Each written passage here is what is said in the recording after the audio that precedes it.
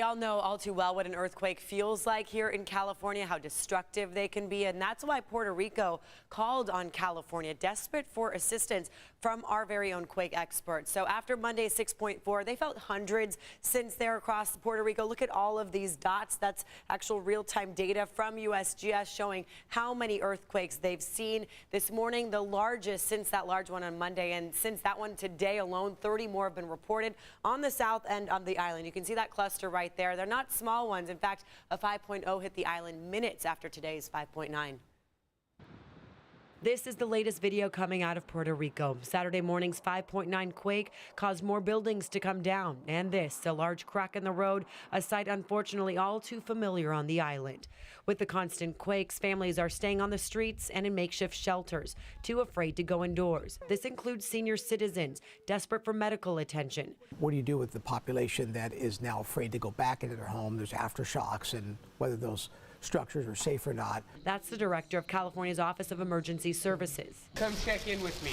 A team of 31 disaster specialists are packing supplies, getting ready to leave before sunrise Sunday to help the island. Some of it's humanitarian, some of it's technical assistance, but we're going to be there helping them for the next few weeks to get themselves back up on their feet. Governor Gavin Newsom saying in part, California stands with the people of Puerto Rico. Our nation-sized state knows firsthand the devastating toll of natural disasters. In fact, Puerto Rico's governor reached out specifically to California for help because of our state's expertise in quakes and large-scale emergencies.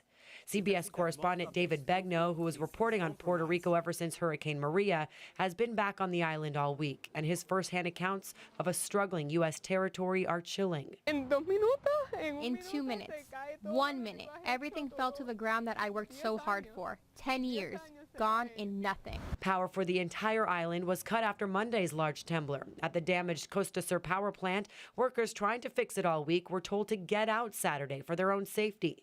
You can see this tank just knocked over, and it did it all the way down the line? Yes, sir. Then there's this unforgettable image. Monday's quake destroying Punta Ventana, this natural rock formation that was no match against the shaking. So what you saw of the destruction there across the island is why the governor of Puerto Rico just asked President Trump today to sign a disaster declaration. And if that happens, people will get temporary housing, help with permanent housing, and hopefully a sense of normalcy sometime soon.